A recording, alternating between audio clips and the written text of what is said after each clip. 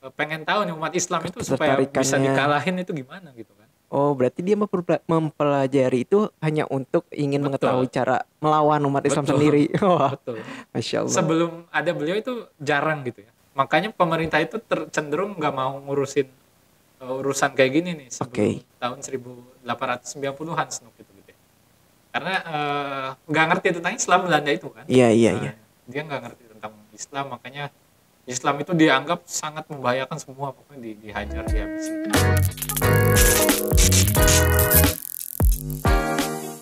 Assalamualaikum warahmatullahi wabarakatuh. Sahabat Sinergi, kembali lagi di Sinergi Podcast. Saya Irfan Najandi. Tentunya saya kali ini akan menjadi memandu di Sinergi Podcast episode kali ini. Sebelumnya kita telah membahas mengupas tuntas tentang wakaf di Nusantara di Jazirah Arab ya.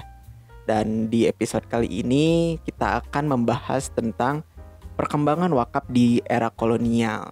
Nah, menarik nih buat sahabat-sahabat Sinergi, terus pantengin podcast kali ini.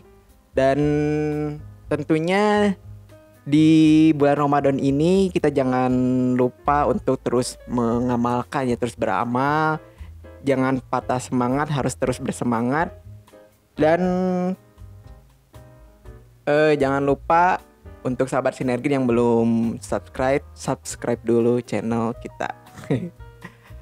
Langsung saja, kita masih sama dengan narasumber yang dari awal yang sudah bersama kita setia menemani. Ada Kang Rizky di sini. Kang Rizky, assalamualaikum Kang. Waalaikumsalam warahmatullahi wabarakatuh. Baik Kang. Gimana kabarnya? Alhamdulillah. Alhamdulillah ya. Di kesempatan kali ini kita akan membahas perkembangan wakaf di kolonial ya Kang. Iya betul. Oke, tidak berlama-lama lagi sahabat, langsung aja kita dengerin bagaimana materi dari Kang Rizky yang akan disampaikan. Mangga Kang Rizky. Ya, terima kasih Kang Irfan. Bismillahirrahmanirrahim. Assalamualaikum warahmatullahi wabarakatuh. Waalaikumsalam warahmatullahi wabarakatuh. Alhamdulillahirrabbilalamin, kita bisa melanjutkan ya sharing-sharing kita, diskusi kita terkait sejarah wakaf di Nusantara ya, atau sejarah wakaf di Indonesia yang sudah betul, beberapa episode kita bahas, dan episode terakhir tentang wakaf para Muslim Nusantara di Jazirah Arab gitu ya. Dan itu berlangsung bahkan sampai abad ke-20 dan sampai sekarang masih ada wakaf-wakafnya ya di Arab itu kan. Betul. Habib Bugak misalkan yang kita sudah bahas di satu episode, itu sampai sekarang masih ada wakafnya gitu. Dan juga beberapa peninggalan wakaf di Jazirah Arab. Nah, kita sudah bahas juga wakaf itu seperti apa ya dari masuknya Islam ke Indonesia dalam proses dakwah gitu ya di abad ke-14, ke-15, ke-16 gitu ya. Dan kali ini kita bahas wakaf ketika masuk penjajah Belanda di era kolonial Belanda, karena cukup lama ya Belanda itu menjajah, berusaha menjajah Indonesia walaupun berbeda-beda nanti ya. Aceh itu di awal abad ke-20 itu masih belum bisa dikalahkan gitu ya, negara Aceh itu, Aceh Darussalam. Nah, wakaf di era kolonial gitu ya, yang kita tahu kan sudah berjalan ya, wakaf itu sudah lama kan, ada wakaf masjid, nanti ada musola, nanti ada pesantren ya, pesantren.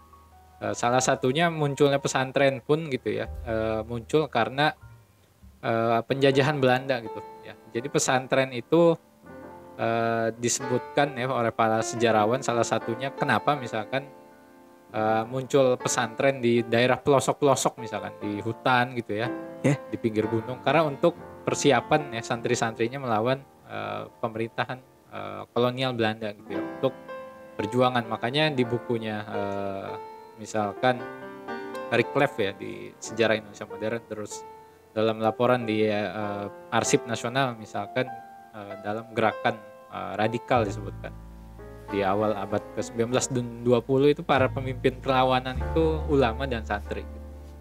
Nah, ulama santri inilah yang memimpin perlawanan terhadap penjajahan Belanda, termasuk Pangeran Diponegoro nanti yang sangat terkenal di Jawa itu ya, terus Tuanku Imam Bonjol di Sumatera, lalu di Sulawesi juga terdapat perlawanan, di Kalimantan ya ada Syekh Arsyad dan sebagainya, para ulama itu ya di daerah-daerah itu melakukan perlawanan terhadap pemerintah kolonial Belanda, dan basisnya itu dari pesantren gitu kan. Oh, jadi seperti itu gitu.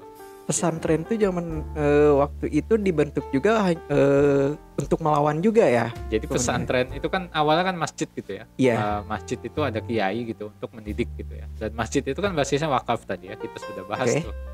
Lalu pesantren pun sama gitu ya. Nah, ketika perang itu terjadi gitu ya, dan beberapa itu dikalahkan gitu ya, beberapa perlawanan dipatahkan. Nah, umat Islam tidak menyerah, dia ke pinggir akhirnya kan, dan membentuk pesantren juga gitu kan, untuk melakukan perlawanan. Jadi pesantren itu selain fungsi pendidikan juga fungsi perlawanan terhadap pemerintah kolonial Belanda gitu. Jadi dan itu pun basisnya kan wakaf gitu ya, pesantren itu gitu ya. Kita tahu banyak pesantren tercatat sampai sekarang itu wakaf gitu. Jadi di sana gitu ya, wakaf itu hadir gitu ya, untuk salah satunya menjadi basis gitu ya, bagaimana pemerintah kolonial Belanda itu yang menzolimi rakyat Indonesia itu dilawan gitu. Nah, wakaf pesantren, masjid itu berkembang gitu ya, dan terdapat perlawanan gitu ya. Maka Belanda itu masuk kan ke Indonesia lewat VOC ya, lewat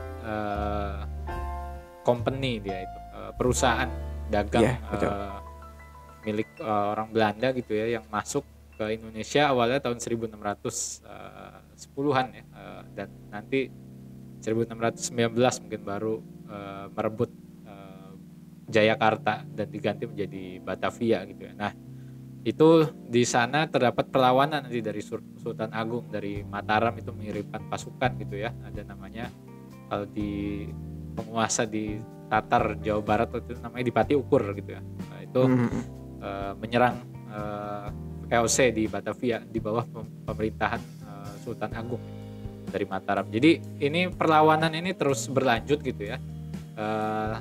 Nanti VOC runtuh itu menjelang tahun 1800 gitu ya. Nah, begitu runtuh itu di Eropa itu terjadi perubahan besar gitu ya. Jadi Belanda itu, pemerintah Belanda itu di Eropa itu kalah ya, lawan Perancis gitu ya, Napoleon Bonaparte gitu. Makanya tahun 1800 awal itu ya dikirimlah orangnya Bonaparte ya, karena terjadi revolusi besar ya di Prancis itu ya. Terjadi besar-besaran dan Napoleon itu naik gitu ya. Nah, orangnya itu namanya Daendels, dikirim ke Indonesia yang membuat kota Bandung ya salah satunya gitu ya, jalan dari Anyar ke Panarukan gitu. Jadi belum settle di situ, di sana Inggris menang gitu ya, dan Inggris juga akhirnya masuk ke Nusantara gitu ya, tahun 1800-an awal ya, 1805 itu Raffles kan masuk. Lalu Inggris akhirnya Belanda lagi gitu ya pindah. Jadi ini Belanda itu belum settle ini di Indonesia, itu masih belum bisa mengukuhkan kekuasaannya gitu. Ini masih masa-masa perlawanan dari masyarakat gitu ya.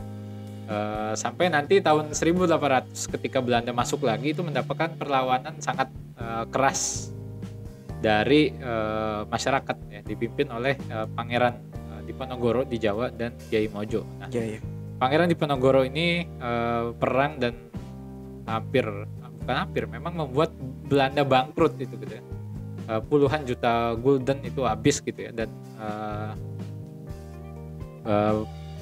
sekitar lebih dari 15.000 pasukan Belanda itu tewas ya. Kerugian juga. Ya, jadi itu terbayang ya, seperti apa gitu ya kerugiannya. Dan ini perlawanan tidak hanya di Jawa ya, di Sumatera tadi ya, di Sulawesi dan di Lombok dan berbagai tempat lainnya gitu. Ini uang ini habis, akhirnya Belanda menerapkan namanya sistem tanam paksa ya. Setelah itu jadi di sistem tanam paksa itu ya tadi kita dihabisin gitu untuk menanam, diwajibkan gitu setiap orang untuk setoran Dan ini akhirnya mendapat reaksi keras nanti di Belanda sendiri nanti gitu ya, karena ini menyengsarakan rakyat gitu ya. Jadi sampai sebanyak yang mati di sana gitu masyarakat itu, kalangan liberal atau kelompok sayap kanan tidak sepakat gitu ya. Akhirnya diubah nanti baru nanti tahun 1870 gitu ya, dihapuskan itu. Nanti ada undang-undang terbaru ya terkait akhirnya swasta itu boleh menanam modal di daerah Hindia Belanda ya, namanya Indonesia dulu daerah Hindia Belanda. Akhirnya tahun 1870 itulah gitu ya, menjadi salah satu titik terpenting ya dalam sejarah Indonesia gitu ya, ketika sistem tanam paksa itu diganti dengan sistem kapitalis gitu ya. Jadi para pengusaha bisa masuk. Nah, kaitannya dengan wakaf itu apa gitu. Jadi wakaf ini kan sudah berjalan tadi ya. Selama berabad-abad dia sudah jalan, masyarakat itu punya tanah-tanah yang wakaf yang sudah banyak dan diakui itu wakaf walaupun tidak tercatat gitu ya. Karena dalam mazhab Syafi'i misalkan ikrar wakaf itu sah gitu ya, walaupun omongan gitu ya. Jadi tidak harus dicatat. Nah, ini kita sudah bahas banyak masjid yang statusnya itu wakaf dan masyarakat sudah tahu itu wakaf dan tanah-tanah itu wakaf gitu ya, dan diakui oleh hukum adat gitu ya, wakaf itu gitu ya. Dan itu menjadi wakaf itu nanti yang sudah diakui itu ternyata terpengaruh oleh Undang-Undang Agraria tahun 1870 ini gitu ya. Domain Verklaring namanya, disebutkan dalam buku wakaf dari masa di Indonesia yang ditulis Kiai Khalil Nafis gitu ya, bahwa tahun 1870 itu ada namanya Agraris Wet itu ya, undang-undang agraria gitu ya. Dan itu memperbolehkan para pengusaha Eropa itu masuk ke Indonesia waktu itu gitu ya, besar-besaran untuk melakukan bisnis, karena tadi sistem tanam paksa itu dikritik dan tidak menghasilkan keuntungan karena banyak orang yang mati gitu ya. Jadi mereka pengen dapat duit banyak itu dari negara jajahan, akhirnya dimasukkan investor tuh gitu ya, dari asing ya. Nah, untuk salah satunya mengelola tanah gitu loh. Nah, asas domain verklaring ini pada hakikatnya memberikan pengakuan hak milik atas tanah seseorang gitu ya, tapi tanah-tanah yang tidak digarap dan tidak bisa dibuktikan kepemilikannya gitu ya adalah diambil menjadi tanah pemerintah kolonial gitu salah satu. Jadi termasuk tanah wakaf ini nanti yang banyak tadi itu gitu ya, seperti itu gitu. Jadi tanah wakaf pun bermasalah. Nah, ini pemerintah kolonial, kebijakan kolonial seperti ini gitu ya, yang akhirnya mengakuisisi tanah wakaf itu tidak hanya di Indonesia gitu ya. Jadi di Perancis ya, bukan Perancis ya, Perancis itu kan menjajah Tunisia ya. Dia mengeluarkan dekret ya, tahun 1880-an ini ya, sekitar tahun segitu sama. Jadi penjajah itu kan banyak ya, ada yang Inggris, Prancis, Belanda di Indonesia gitu ya. Negara-negara bekas Turki Utsmani ya, yang sudah sebagian itu dijajah oleh Prancis misalkan. Jadi dekret tahun 1888 gitu ya, ada istilahnya Habous ya. Tahun 1909 ada namanya Conseil Superieur des Habous untuk mengontrol langsung wakaf di bawah pemerintah kolonial Prancis di Tunisia gitu. Nah, itu terjadi. Terus di Maroko tahun 1912 dibentuk Direction des Habous untuk mengontrol wakaf gitu. Terus di Aljazair gitu ya, tahun 1873. Ini mirip-mirip kan 1875 di Indonesia itu gitu ya. Harta wakaf sah untuk diperjualbelikan. Catatannya Rahmat di tahun buku ini ya, Harta Wakaf ya, di tahun 1964. Lalu ada sebuah buku menarik judulnya Michael Damper gitu ya, di bukunya Wakaf Muslim di negara Yahudi gitu ya. Nah, ini pun negara Turki Utsmani kan, Palestina sekarang itu kan dijajah Yahudi. Nah, itu kan banyak harta wakaf gitu ya, tanah wakaf di sana. Nah, lalu diterbitkan undang-undang absentee property law gitu ya. Dengan undang-undang ini 80% dari total area ini gitu ya, akhirnya jatuh ke tangan Israel gitu. Itu dengan penjajahan, termasuk tadi di kolonial seperti itu gitu. Jadi itu masalah yang terjadi gitu ya di Indonesia. Tanah-tanah ini yang menurut hukum adat itu diakui ya sebagai wakaf gitu ya. Itu pun sebagian gitu ya, itu akhirnya kalau tidak bisa dibuktikan itu wakaf, bisa diambil gitu ya. Seperti itu gitu ya. Nah ini yang mendapat penolakan gitu ya dari umat Islam gitu ya, seperti itu. Jadi terkait tanah wakaf. Lalu setelah itu kan pengusaha masuk. Nah itu pengusaha itu yang bisa mengelola tanah itu gitu ya. Jadi ini menarik gitu. Jadi pengusaha ini masuk di kota-kota baru gitu ya. Jadi pasca tahun 1870 itu terjadi perubahan besar-besaran di masyarakat di Indonesia, karena orang Eropa itu datang tuh banyak banget gitu ya. Dan itu para arsitek terus kontraktor semua datang ke Indonesia. Kota yang baru saat itu dibangun itu Bandung gitu ya. Nah Bandung itu mayoritasnya orang Eropa di utara gitu ya. Di catatan tahun 1950-an gitu ya. 1905 gitu ya. Itu mayoritas penduduk ya, lebih dari 70% itu di Bandung itu gitu ya, di daerah Dago itu orang Eropa gitu loh. Nah, artinya ini terus di Malang ya, Thomas Karsten dan kota-kota lainnya gitu, ini terdapat kesenjangan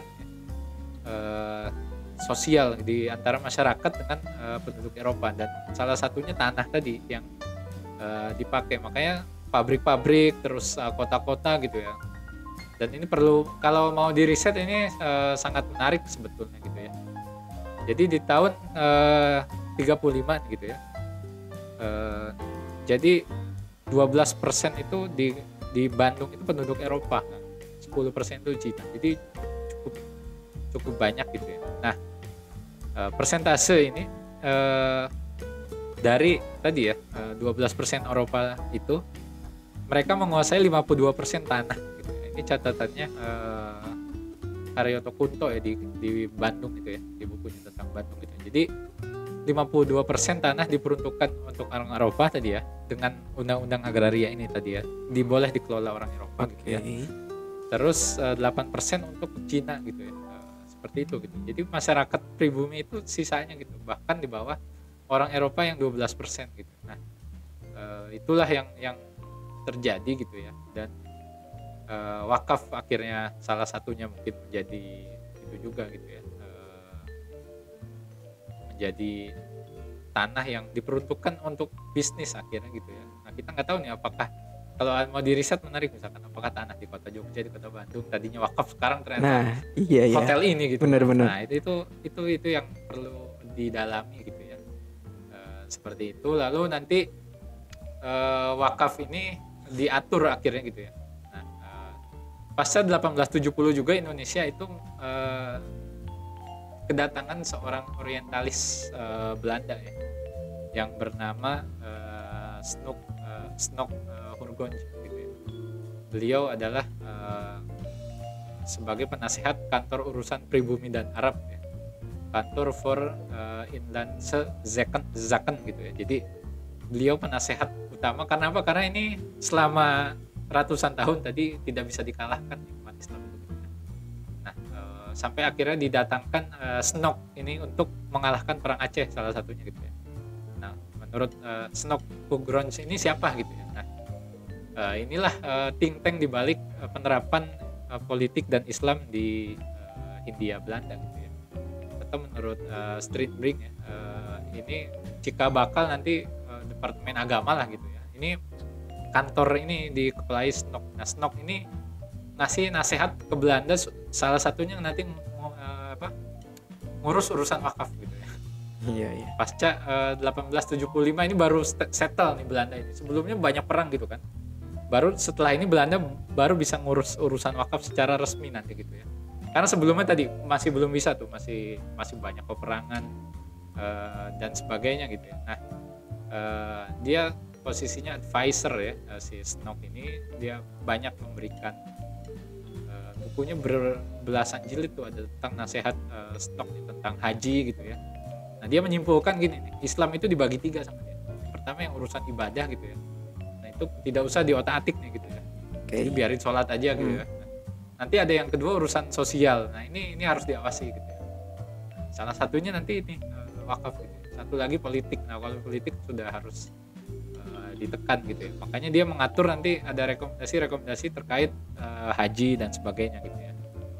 Nah Snok-Hughrons ini mengusulkan gitu ya terkait regulasi wakaf, karena wakaf ini langsung bersentuhan dengan umat dan urusan sosial gitu. Dan dia juga diterima oleh masyarakat ya. Menurut Terhar itu wakaf itu dia kedudukan hukumnya itu di bawah hukum adat gitu ya. Jadi itu diakui ya wakaf itu seperti itu.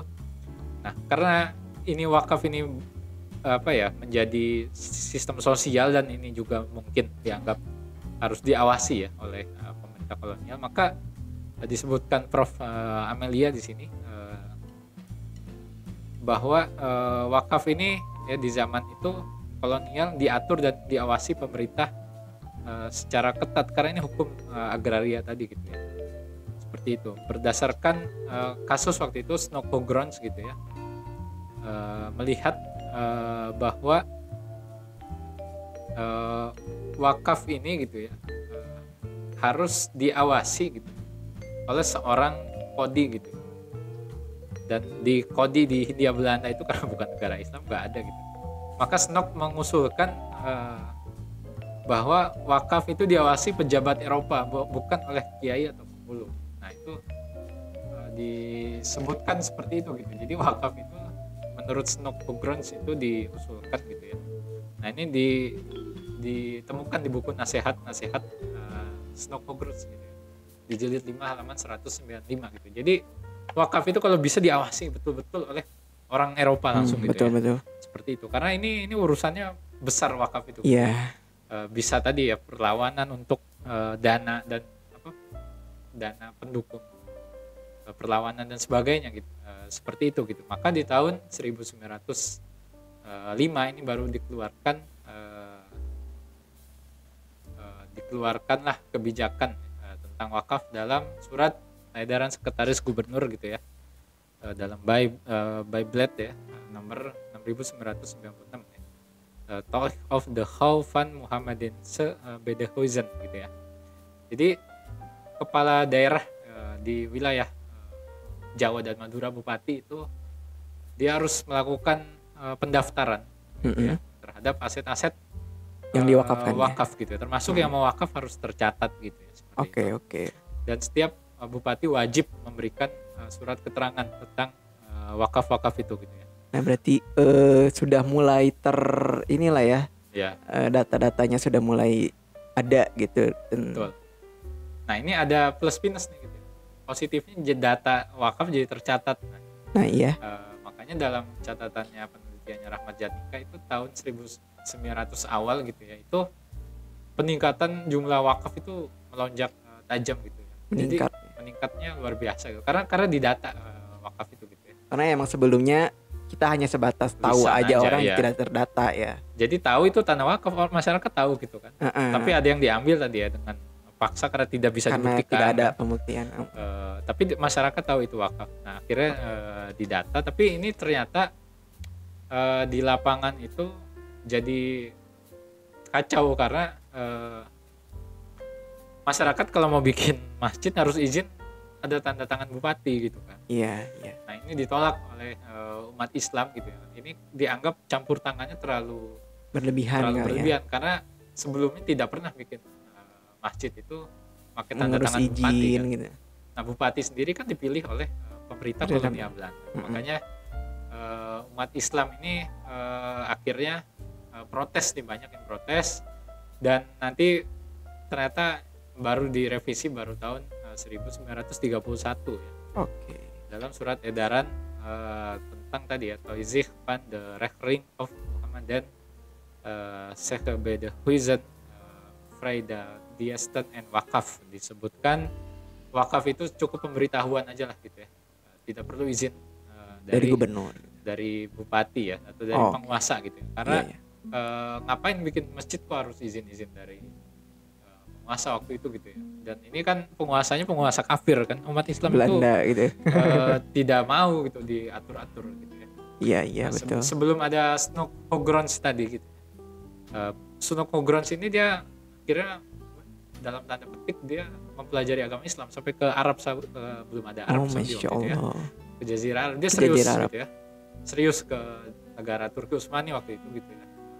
Untuk pengen tahu nih umat Islam itu supaya bisa dikalahin itu gimana gitu kan. Oh, berarti dia mempelajari itu hanya untuk ingin mengetahui cara melawan umat Islam sendiri. Betul. Masya Allah. Sebelum ada beliau itu jarang gitu ya. Makanya pemerintah itu cenderung nggak mau ngurusin urusan kayak gini nih sebelum tahun 1890-an gitu ya. Karena nggak ngerti tentang Islam Belanda itu kan. Iya. Dia nggak ngerti tentang Islam, makanya Islam itu dianggap sangat membahayakan semua, pokoknya dihajar, dihabisi. Nah, Snoeck ini tadi memisahkan, dia membuat teori namanya Islam politik gitu, bahwa yang harus diwaspadai itu yang politik gitu. Kalau mau sholat gitu, itu ya nggak masalah. Tapi kalau urusan sosial itu perlu diawasi. Kalau sekarang ada pihak-pihak yang menerapkan seperti itu gitu, politik Islam harus dihabisi, sosial diawasi. Nah, ini sebetulnya warisan pemerintah kolonial Belanda. Gitu ya. Karena kebijakannya ini seperti ini, Snoeck-Ogrons gitu ya. Nah, tadi gitu ya, sampai akhirnya muncullah kebijakan terkait ini, karena mulai Snoeck itu dia tadi belajar Islam, dia dalam disebutkan kontroversialnya, apakah dia masuk Islam beneran apa pura-pura doang kan? Iya betul. Bisa masuk ke Mekah gitu di sana gitu ya. Jadi seorang orientalis gitu. Makanya keluarlah kebijakan itu gitu ya. Akhirnya tahun 31 itu direvisi tapi tetap ditolak ya, karena kan ini kan wakaf itu urusan terserah wakif lah gitu kan. Iya. Nggak perlu semua campur itu tangan dari pemerintah Belanda gitu kan. Kalau ulama atau kiai mereka oke gitu karena umat Islam, tapi ini kan pemerintah Belanda gitu, bukan pemerintah Islam. Betul. Mereka sangat menolaknya anti gitu, campur tangan ini dan diprotes. Maka nanti Belanda ngeluarin lagi surat tahun 34 gitu ya.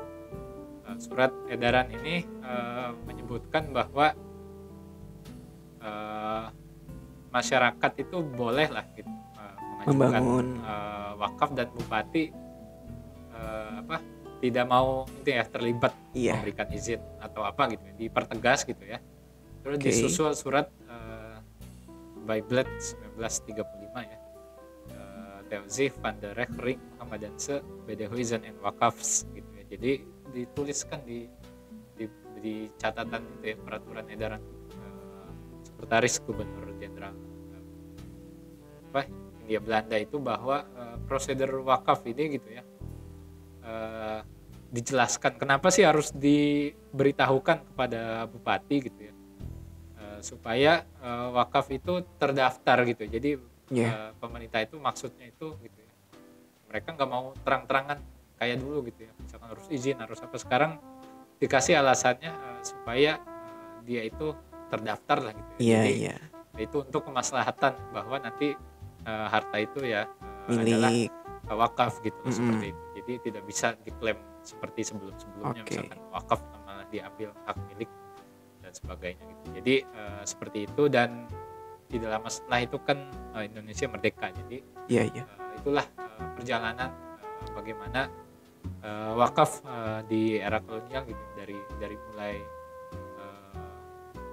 tidak diatur terus diatur, mendapatkan protes, akhirnya direvisi dan juga akhirnya alasannya sampai sekarang gitu ya, wakaf perlulah didata gitu ya, didaftarkan supaya nanti ketika ada masalah-masalah nih misalkan seperti tadi ya hak kepemilikan lah, terus ada sengketa wakaf, itu punya dasar dengan adanya catatan-catatan data-data yang telah terdaftar tadi. Jadi ada plus minus betul. Iya. Salah satunya minusnya itu ya ini, karena ini bukan pemerintahan rakyat kita ya, ini pemerintahan orang lain, masyarakat susah menerima tuh. Iya, betul. Bahwa umat Islam sebetulnya mungkin kalau seperti sekarang bisa menerima kan gitu kan, ada undang-undang wakaf dan sebagainya, karena ini pemerintahan merdeka kita sendiri gitu. Tapi betul. Ini masyarakat karena ini di bawah pemerintahan Belanda, maka resistensinya sangat kuat ketika zakat wakaf itu mau diatur oleh oleh orang yang belum mengetahui gitu kan. Juga apa itu wakaf zakat ya. Makanya mendapat penolakan cukup keras dari masyarakat. Mungkin itu untuk podcast kita kali ini. Terima kasih. Assalamualaikum warahmatullahi wabarakatuh. Waalaikumsalam warahmatullahi wabarakatuh. Masya Allah sahabat, barusan kita sudah mendengarkan bagaimana penjelasannya atau sharing dari Kang Rizky tentang bagaimana masuknya para kolonial Belanda di awal kemerdekaan Indonesia sampai terjadinya perlawanan masyarakat Indonesia terhadap kebijakan Belanda tersebut. Dari mulai yang awalnya wakaf itu hanya sebatas orang tahu dan belum ada datanya, belum terdata, sampai dibentuklah suatu kebijakan yang di mana wakaf itu lebih terdata lagi lah, terorganisasi lagi lah. Nah, mungkin cukup sekian di episode kali ini, sahabat Sinergi. Semoga apa yang telah disampaikan tadi semoga bermanfaat untuk para sahabat semua ya. Kita berjumpa lagi di episode selanjutnya. Insya Allah kita akan membahas bagaimana perkembangan wakaf di era kemerdekaan. Nah, untuk itu jangan lupa subscribe channel ini untuk terus mengetahui bagaimana info atau video-video selanjutnya di Sinergi Podcast. Saya Irfan Azandi undur diri. Assalamualaikum warahmatullahi wabarakatuh.